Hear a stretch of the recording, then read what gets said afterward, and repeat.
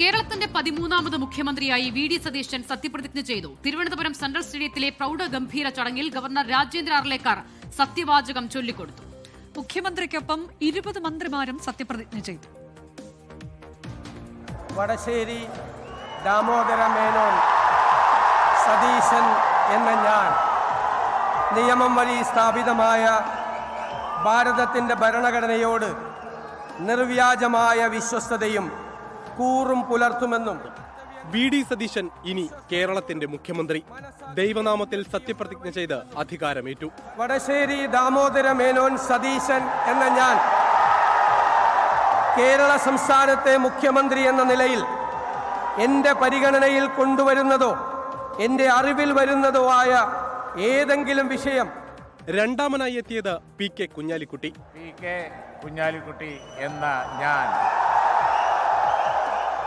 നിയമം വഴി സ്ഥാപിതമായ ഭാരതത്തിൻ്റെ ഭരണഘടനയോട് നിർവ്യാജമായ വിശ്വസ്തതയും കൂറും പുലർത്തുമെന്നും.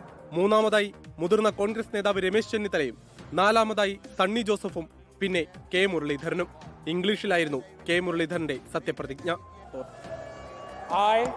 I, K. Muralidharan, do swear in the name of God that I will bear true faith and allegiance to the Constitution of India.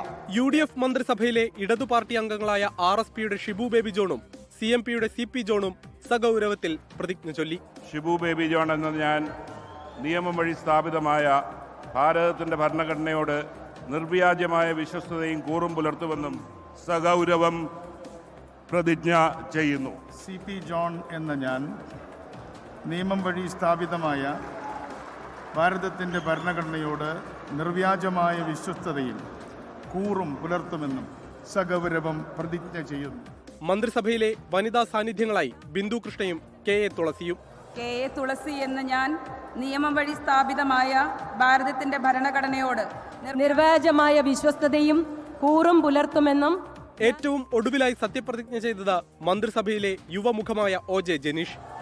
OJ Janeesh എന്ന ഞാൻ നിയമം വഴി സ്ഥാപിതമായ ഭാരതത്തിൻ്റെ ഭരണഘടനയോട് നിർവ്യാജമായ വിശ്വസ്തതയും കൂറും പുലർത്തുമെന്നും ദൈവത്തിൻ്റെ നാമത്തിൽ സത്യം ചെയ്യുന്നു. 1 മണിക്കൂർ 20 മിനിറ്റ് സത്യപ്രതിജ്ഞാ ചടങ്ങ് നീണ്ടു. മന്ത്രിസഭ അധികാരമേറ്റു. കേരളം കാത്തിരിക്കുകയാണ്.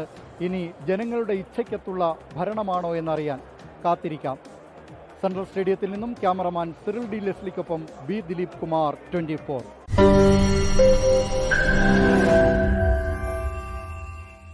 ലോകത്തെവിടെയായാലും ഏത് സമയത്തും 24 വാർത്തകളും ഓഗ്മെന്റഡ് റിയാലിറ്റി പാക്കേജുകളും എക്സ്പ്ലെയിനറുകളും വിശദമായി കാണാൻ ഞങ്ങളുടെ യൂട്യൂബ് ചാനൽ നിങ്ങൾക്ക് സബ്സ്ക്രൈബ് ചെയ്യാം.